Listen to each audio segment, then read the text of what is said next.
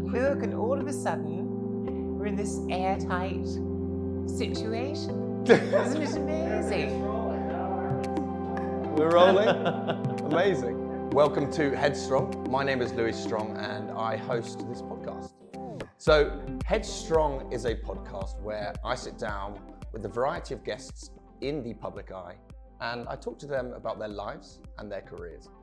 But notably, I want to talk to them about their vulnerabilities to understand what the word headstrong means to them. And to me, that means to believe in yourself, to talk about your vulnerabilities and reinforce your self-worth. Just before I introduce my guest, if you do like the podcast, I would love it if whatever platform you're listening on to subscribe, leave a rating, whatever you think is best, share it with your friends.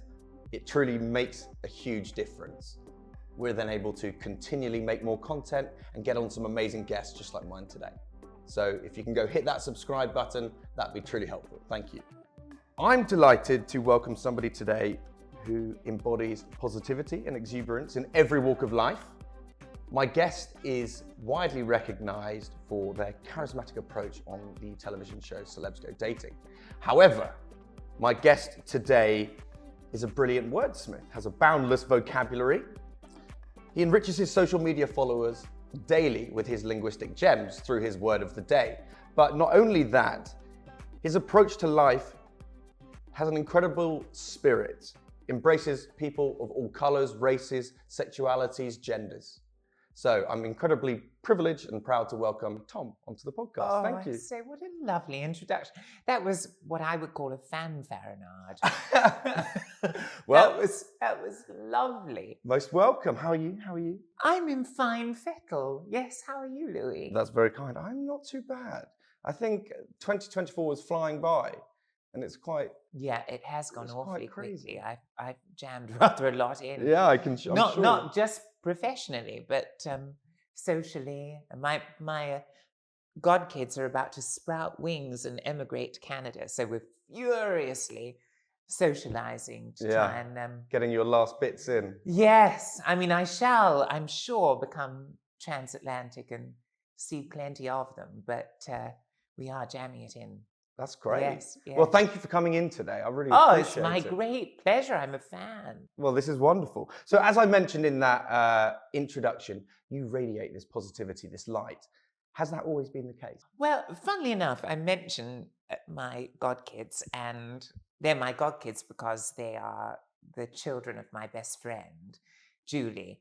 And we met when we were out of work thespians in Harrods, and I think we had a really similar outlook about positivity, which is that if you do happen to wake up on the wrong side of bed, it all hinges on that first interaction of the day, which might be imbued with a teaspoon of artifice if you have woken up on the wrong side of bed, because you might have to act for the first kind of nanoseconds of that encounter.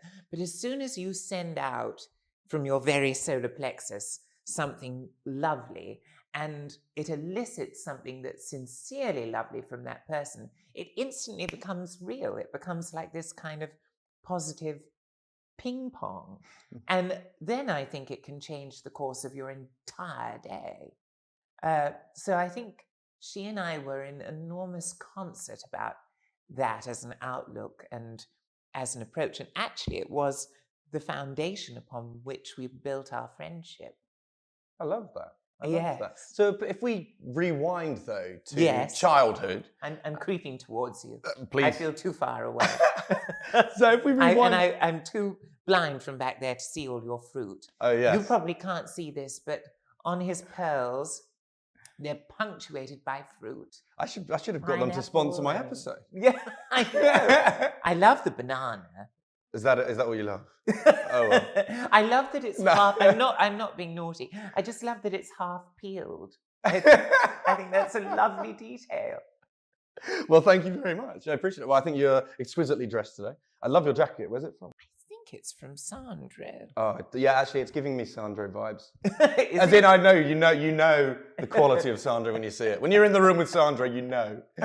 I'm always in ladies' garments. Are you? Almost always. Well, They just fall better on me. that's so They sort true. of hang from the boob and skim everything else, which is more and more necessary as I get older. Right, back. I need to keep on Yes, track. sorry, Otherwise, we're just sorry. going to I do divulge. just witter away. We Also, will. let me just brandish your merch. I'm going to have a swig. It's Please lovely do. merch. It's strictly water, by the way. Yes, Oh, we'll keep that narrative. Yeah. So you grew up in the countryside, near a place that I know well, actually. You grew up on a campus of a school called Bradfield College. Yes. And your parents and indeed your lineage are strictly in the kind of teaching profession. Yes, almost exclusively. And you're quite right about Bradfield. And in fact, I wouldn't exist without Bradfield College, because what happened was a curious thing. I mean, the thing about those bucolic public schools is that people do sort of forget that there's a world outside.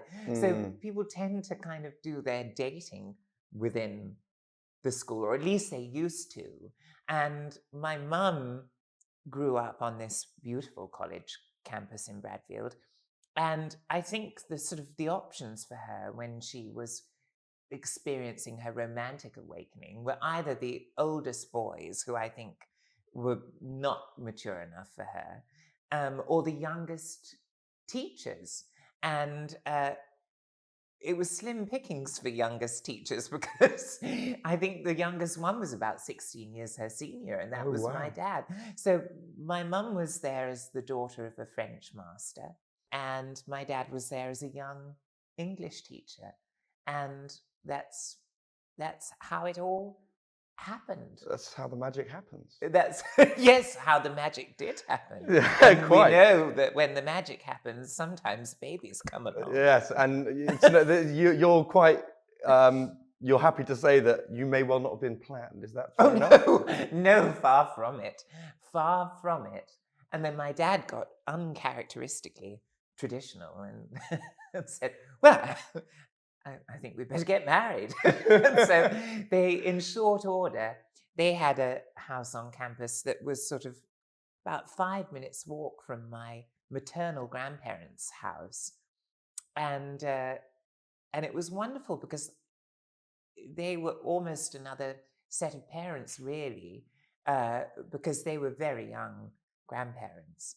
And I used to spend lots of time with my maternal grandmother, and we would bake together and Lovely. do wonderfully wholesome things in the mornings there. It was lovely, and there was something about college campuses that felt very safe. I mean, when I was older, I'd have midnight walks by the light of the silvery moon, because you knew that there wasn't a soul about in the summer holidays, and you could potter around. I'd sing at the top of my lungs.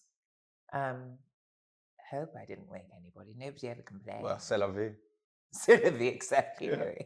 And do you sing? Oh, my word, don't even get me started. My mother would be ashamed to say that I sing. I'm a shower singer and a car singer. Because you've got a very lyrical speaking voice. Well, it's kind of beautifully modulated. So I can imagine it lending itself to song. Unfortunately, the tone isn't there. What do you sing in the shower if you sing in the shower? Well, again, I'm a chap who listens to probably the same 400 songs exclusively. Probably 45 of which are Hamilton songs. Oh, I know. Wow. Oh, I loved it so. Yeah, that's something that's hugely, impressive to me. Something that I absolutely adore. In fact, my next question was related to performing arts. Nice segue. I know. So your mother was a fan of performing arts. Stop digressing, Tom. Yes. I'll smack your bottom. Your mother was a fan of performing arts, is that right? Yes. And is that where you got your passion from? Yes, I think it was a great cocktail of my parents, because my mum was a very, very fine amateur actor. And I saw her when I was very, very small in black comedy. And then when I was a little bit older, but still really quite small, I saw her as Desdemona. And she was magnificent. I mean, it's indelibly seared on my mental retina. I can still remember her acting, and wonderful, wonderful comic timing and a terrific mimic. And my dad gave me the linguistic love, which when I've been performing has always been the way in. You know, for me with songs, it's always the lyric first. With plays, it's always the words. And even when accessing an emotional state, I don't have to apply or access anything from my emotional background or memory, because sometimes the words move me as I'm saying them. Do you know? Yeah, absolutely. If I recite a sonnet or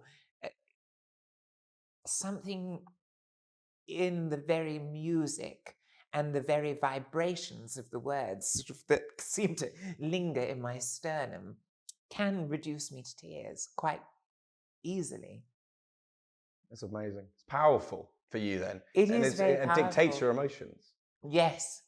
Judi Dench said something wonderful about how the iambic pentameter is sort of really the heartbeat. And I think that's true. I think it's inextricably bound to every cell. So sometimes you do find yourself reduced to aspic, you know, just by virtue of the words. Unrelated, but have you read Yes. Judi Dench's book? I have. Did you enjoy it? Indeed, I have. Oh, she's so funny. She's a wickedly humorous chum, actually. Oh, really? And as is Sammy, her grandson, and Finty, her daughter. They're beloved, beloved, beloved chums, and each so talented in such a singular way. I mean, I could wax rhapsodic about that family. Their generosity of spirit, their brilliant warmth, their talent. All three of them just boundlessly talented. That's wonderful, isn't it? Yeah. So with performing arts when you were younger, from singing and acting, Yes. was that a space for you to express yourself? Was that where you started to grow in confidence? Yes. Yes. And it was quite accidental because of growing up on a college campus.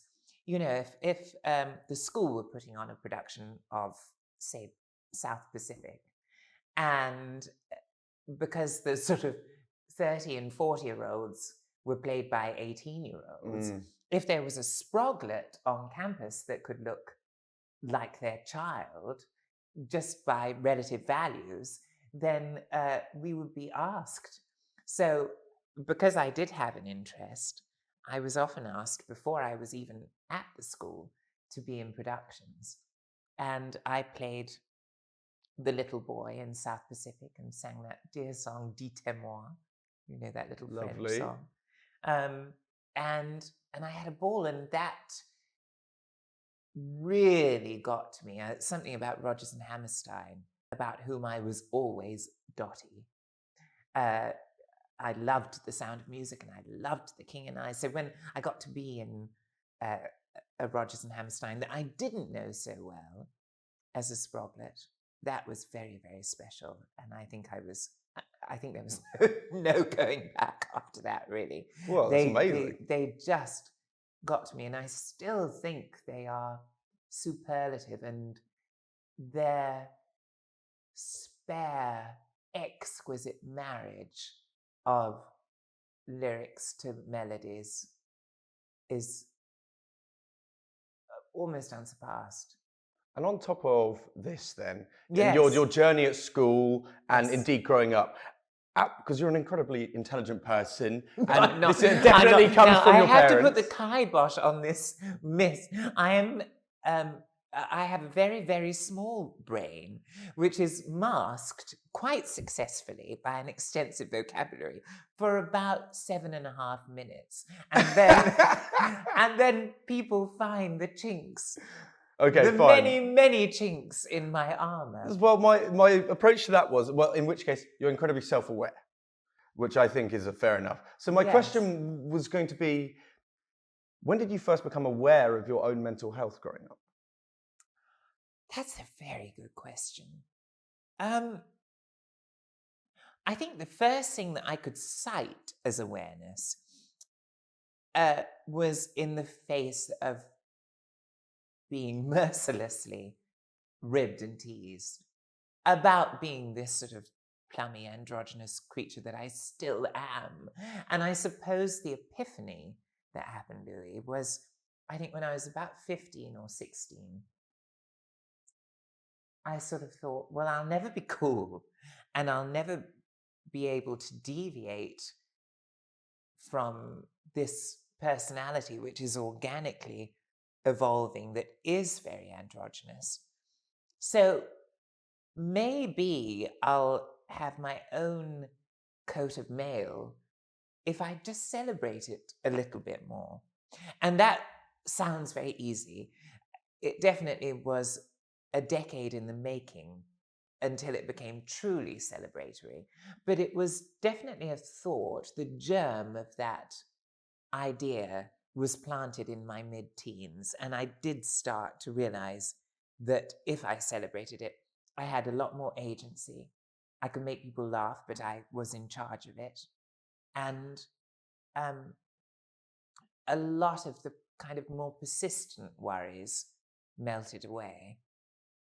So prior to maybe that time of growth, shall we say, Yes. when you were kind of experiencing that bullying, ultimately, is what Yes. it is. Yes. What were those emotions, and what did you do to cope with that? Was there anything that comes to mind? Well, the arts was always my escape.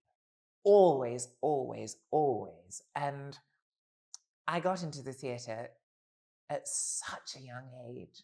And we were lucky because we were a satellite of London, really, so it wasn't that far to go. And I always thought and feel that the arts are the best demonstration of humanity at its very, very best. I mean, we see this is probably the saddest period in the world to live through. But the arts demonstrate the antithesis of how well humanity can work with a shared goal. Because if you think about the theatre, for example, on one side of the footlights, you have the thespian or thespians emoting furiously, sending out boundless energy. On the other side, you have the audience eternally interpreting and dissecting and investing. And these two laser beams shoot out of the wishbones of both parties and meet in the middle over the footlights. And that's where something is crystallized. That's where the art really is forged. And to me, that's the most exquisite description of humanity at its best, where two positive, intellectually and emotionally invested forces are combining to create art. And that's what we're capable of as humanity, but we spend so much of our time destroying instead of creating. And actually, our creative force is much, much, much, much more powerful. You're absolutely right. And actually, something that I find so powerful about kind of the arts, drama, theatre, is the community of what that is. Notably, say, as a cast, you become family for that period of time. But then as that audience, you are there on that night, and it won't be the same show the next night. No. And what you recall might be different to the next night and that audience. So I love that term community. But I was wondering, what do you think community means to you? Well, it's absolutely demonstrated most powerfully by the arts. Because actually, if you think about an audience when you're on stage, they're not a collection of individuals. They are a great benevolent wave, that's coming at you that actually makes you better. And I suppose that's what a sense of community does. It bolsters you and Mm. buoys you with this sort of faceless benevolence that you know is all about you. And I also feel as though my sense of community, funnily enough, is augmented by having a teaspoon of fame. I'll tell you a story that I had no intention of telling, but you do pull things out of me. But probably the saddest day of my life was when my eldest nephew, Artie, left London, because I was really his third parent when he was in London, and he was here until he was nearly 4. And my sister said to me, why don't you spend the whole of his last day, his last full day, together? And we had, countless adventures in central London that day. And I went at commuter o'clock to Waterloo Station to drop him with my sister. And Artie was, I mean, he was full of joy and warmth, but he wasn't hugely tactile when he was a sproglet. And he seemed to know that this was a very significant moment. And he held me and he wouldn't let go. And I had been made of steel that day up until that point. And all of a sudden, that impromptu hug just made me dissolve into the ugliest crying I think you've ever seen. I mean, everything was leaking. Everything was blotchy and everything was leaking. And so when they did eventually go, I thought, oh, Lord, it's commuter clock. Please don't let me be recognized now, because, I mean, it was snotty, it was dewy, it was appalling. And lo and behold, on the steps of Waterloo Station coming out, I was confronted by a perfect stranger, and I have to demonstrate to you. Please. Can you lean in a bit? She said, Tom, whatever it is, it will be all right. And honestly, it was more powerful than meeting a friend, because it was so unconditional. If I had met a friend in that moment, they would have said, let's go for coffee, tell me all about it. This was, I don't want to know. I just want to lend support by squeezing your deltoid. That's incredible. And saying your love.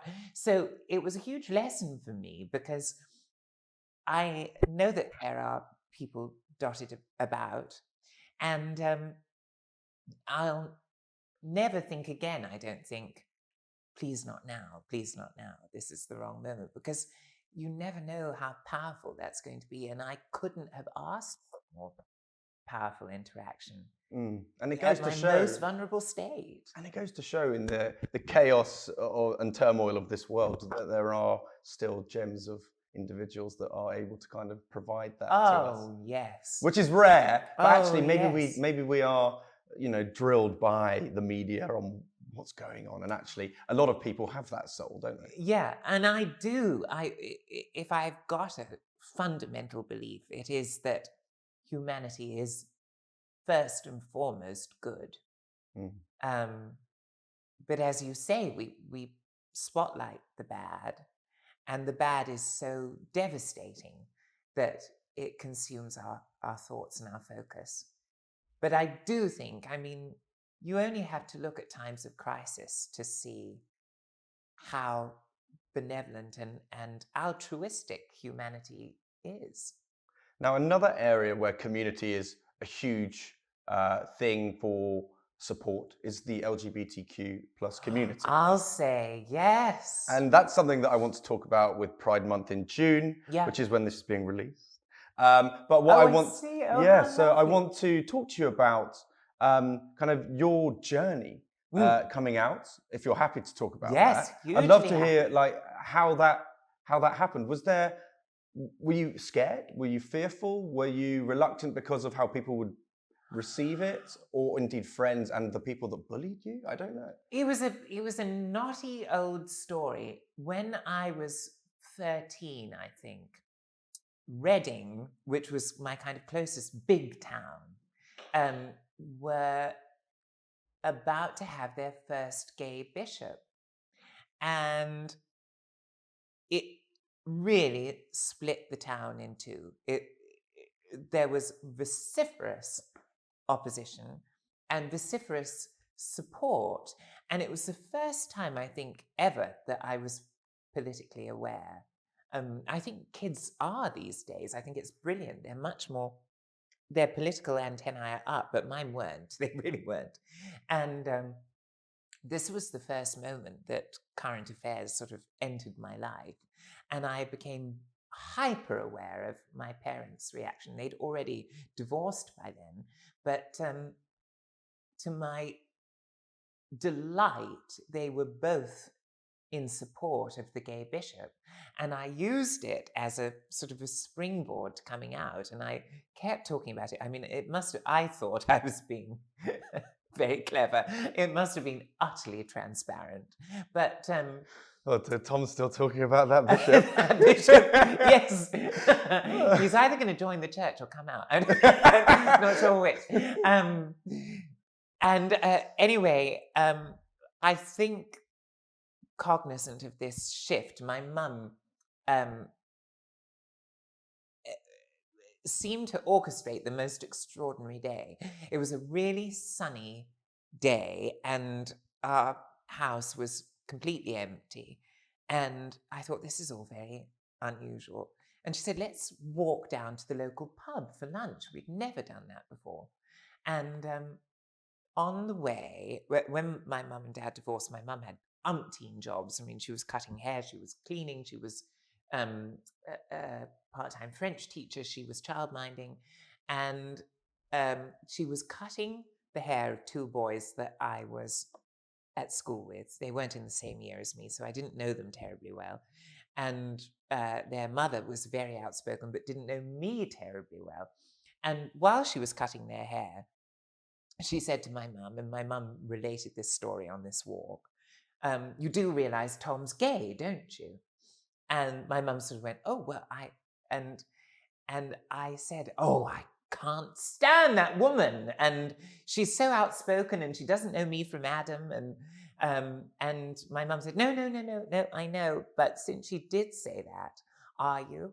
And I thought, well, it will never be handed to me on a silver platter like this. And so I said, yes. And then I can't remember anything about the lunch, but when we got back home, my mum was sunbathing. She's a great heliolata. And I brought her a cup of tea, and she said, very casually, you probably get it from me. And I said, what? And I wasn't even sure she was talking about that. And then she said, oh, yes, a neighbor of ours, when I was growing up, she had a single liaison with, and she kind of treasured the memories of it. And I knew the lady very well. She became a great family friend, was always a great family friend. So I thought, yes, it probably is hereditary, really. That's an interesting, I've never really investigated that kind of in terms Well, I think it might be sort of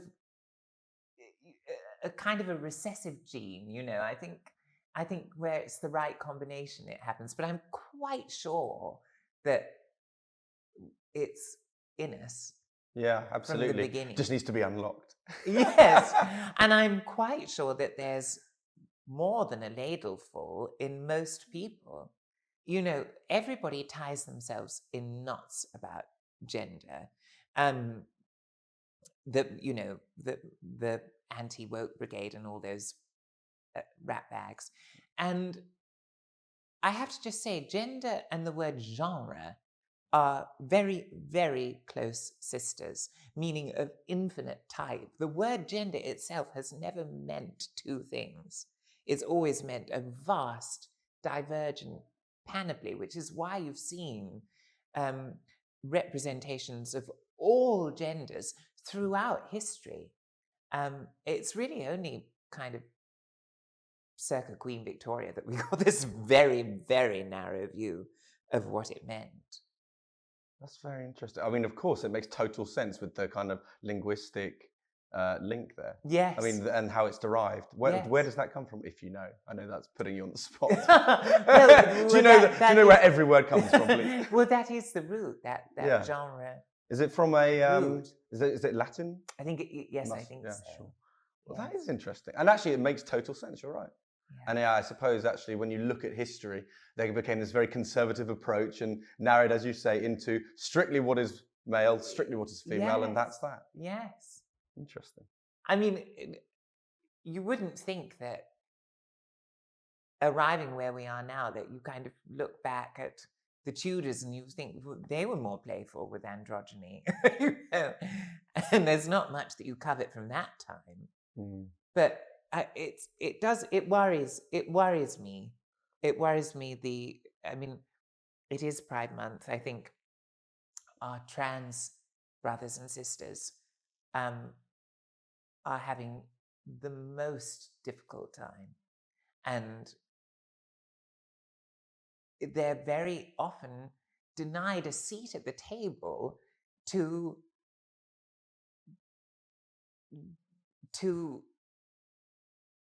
be part of the narrative. So it is really horribly on the wonk, you know. You must have a lot of people reaching out to you for kind of support because you're such a confident individual. You're, willing to express yourself unconditionally. And so people must see you as kind of an inspiration in that sense. Well, I don't have sort of groaning DMs with that sort of thing. But where I did realize that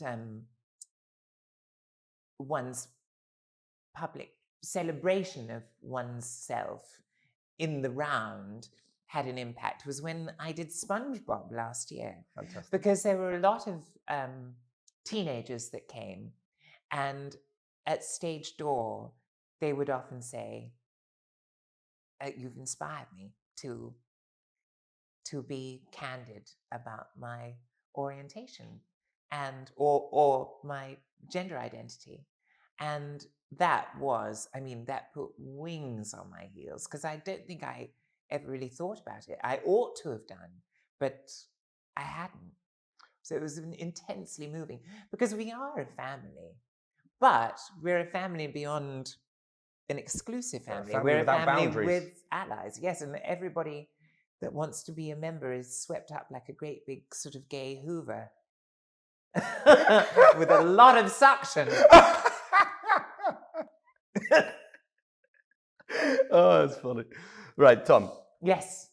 Tom, what piece of advice would you give to an individual who is struggling to come out with their orientation or sexuality and they're struggling with their emotions? What piece of advice would you give to them? Because we have a lot of younger listeners as well, so they might be in that predicament.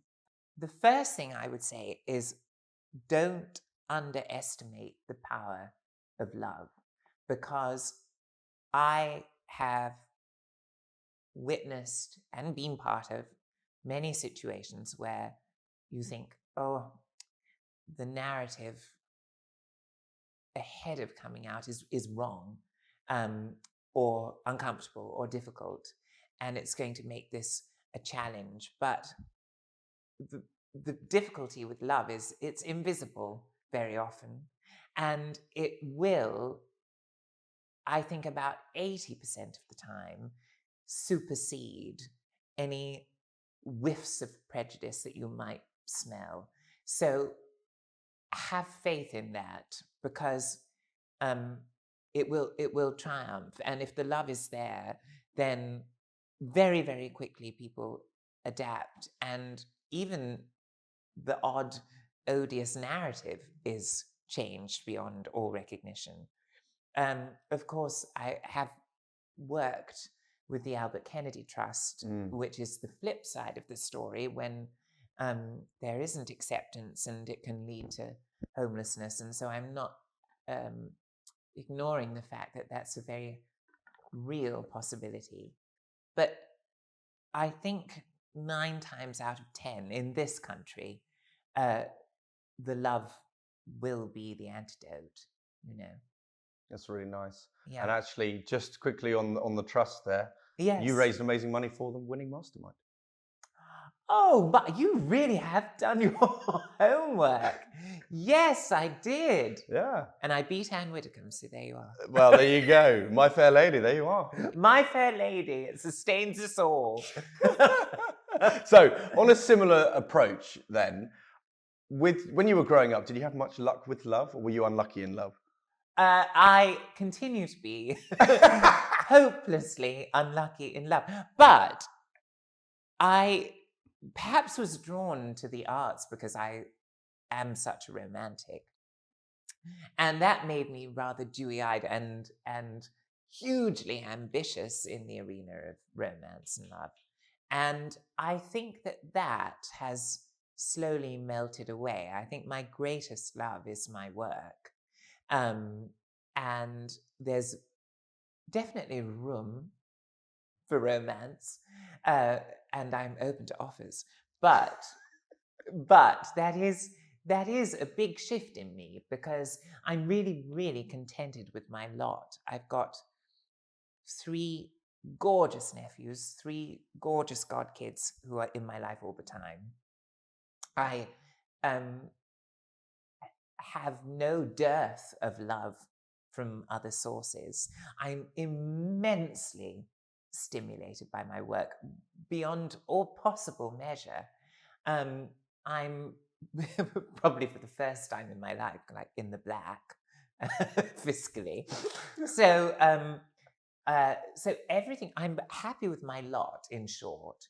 And so a romance would be the icing on a moist Madeira sponge. It wouldn't be an egg in the batter of the cake. I don't need it to be a cake. So maybe on that then, did you, or indeed do you, ever put pressure on yourself to find love? Was that, when you were growing up, something that you strived for and felt like you needed? Yes. No, yes. Historically, yes. Sure. Yes, in my 20s. But you've shifted now. Now, not at all. Not at all. And I've been banned from 2 of the apps anyway, because for impersonating me, if you please. I was banned from, well, I probably can't name them, but I was banned from 2 of the most famous ones because there were reports, You're not I real. was subsequently told, that I was impersonating a celebrity. And and then I tried to counter it by getting in touch with their help stations.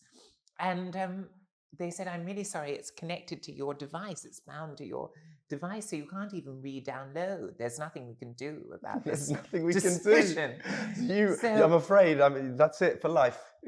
Yes, you must I'm a go. fraud. You have to go meet people in real life. Sorry. Yes, IRL, as the kids say. It's always the best way. In fact, that's my romantic advice: is have 100 conversations a day.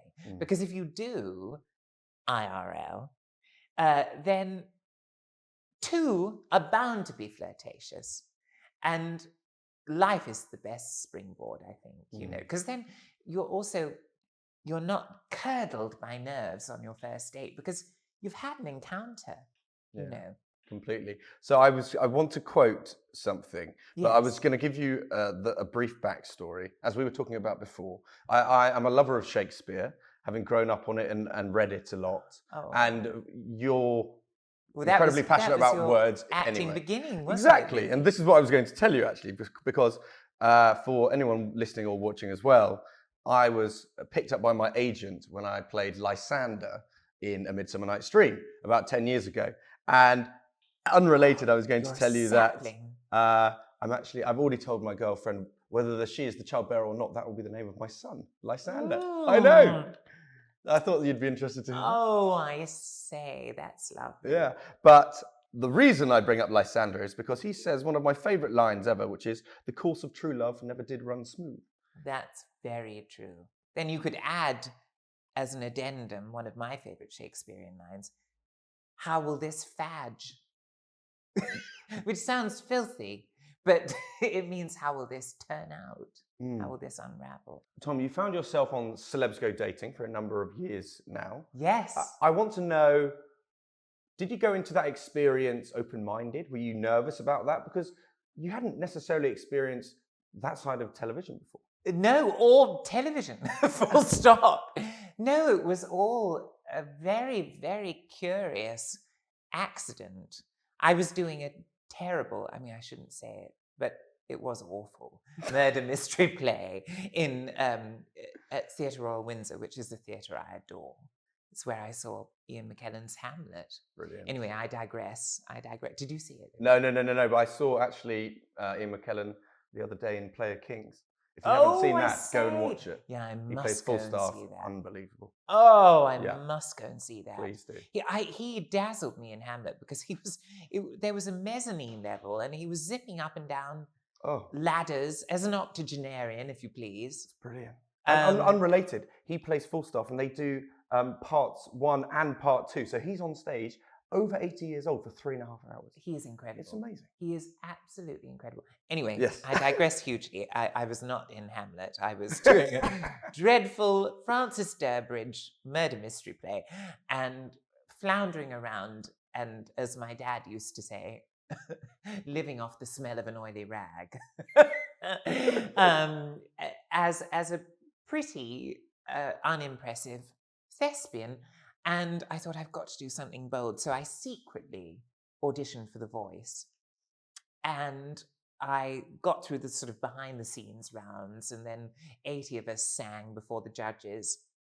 And I flopped terribly. But the show was so generous to me, and they played my whole interview backstory song, 8 minutes. And a lady called Frankie Nicol, who was doing the casting for the very first Celebs Go Dating, saw it and got hold of me somehow and said, would you come in and talk to camera?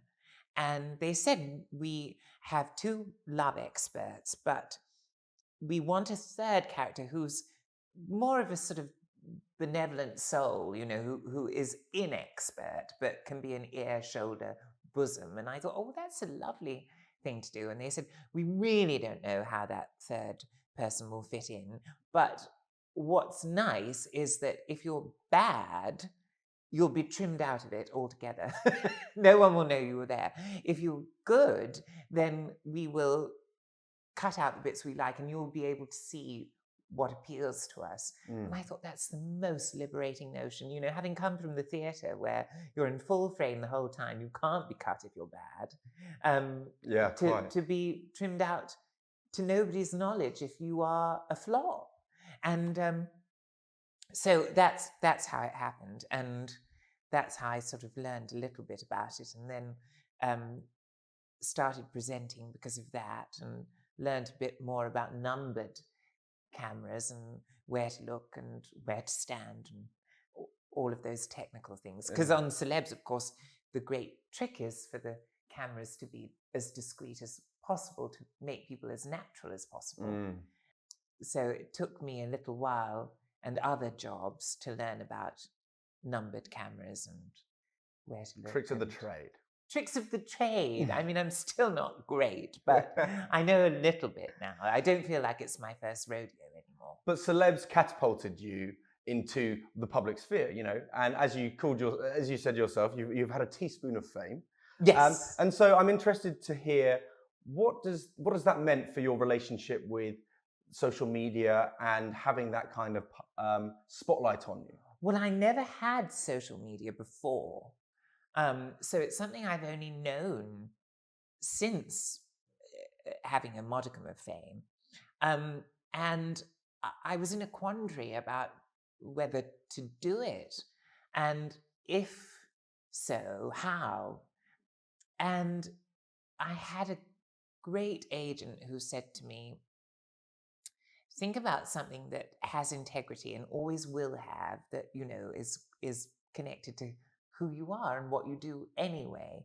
And so I had a big old cogitate, and I remembered that whenever I was in a company of actors, I would always do a word of the day and challenge all of us, me included, to use it 11 times in context that day, which is, I think, the figure that studies have shown is enough to cement the word forever in your vocabulary. So I thought, well, that would be a lovely thing to do on Instagram. And then it sort of grew from there because I thought, oh, it shouldn't just be fun polysyllables. It should be words that have fascinating etymologies that are everyday words, like squirrel, which comes from the Greek skia aura, meaning of shadowy tail, because of the beautiful dancing nebulous shadow it casts with its tail. Through that prism, it is endless. It is endless. And it resulted in probably the loveliest professional endeavor I've ever had, because unbeknownst to me in the lockdowns, somebody discovered Word of the Day, a lady named Holly Wisher, who is the head of children's publishing at what is now my imprint, Quarto. And she got in touch and said, is there a way you can turn Word of the Day into a children's book? And contemporaneously, I was homeschooling my goddaughter, who's quite dyslexic, in English. And I was finding that etymology was a wonderful key to unlock spelling and love of language for her. And so I said, yes, I'd love to do it as an etymological, poetic dictionary. And she looked a bit aghast. But then when I gave her some examples of how the poems would work, she said, oh, I think actually this does make it easier. Don't doubt me. Come on. Yes. Yeah, so I was thrilled. And I met the illustrator who's become a great friend through that process. So I'm cock-a-hoop, really, Louis. So we typically, on every episode of Headstrong, choose a therapeutic activity that the guest finds beneficial for their well-being and mental health. Yes. And I know this is quite late in the episode. However, I wanted to get to talking of Word of the Day because you've done that for so long now. Yes. But what we were chatting yesterday, and I asked, could you potentially do poetry as your kind of yes. activity? I do. I commit. And that's poems. something that you love. I love it. And it is hugely advantageous to one's mental health.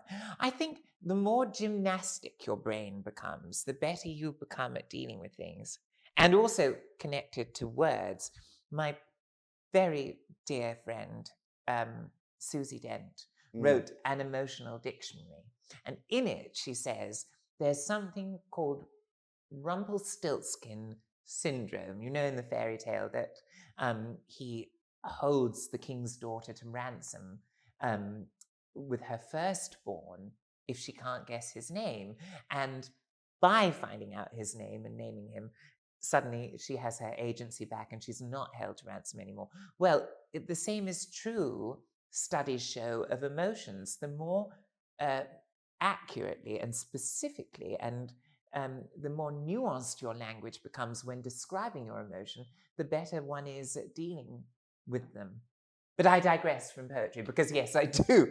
I commit sonnets and poems to memory as a great mental health exercise, and I adore it. So, without wanting to put you on the spot, you'd like one? I would love either a piece of personal work or a sonnet that comes to mind. Do you think you can recite something? I could do both for you if you like. Yeah.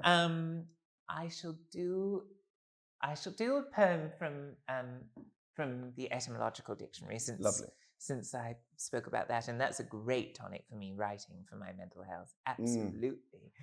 This one is one of the many words that we've hoovered up from around the globe. It was a Hindi verb that became a British noun.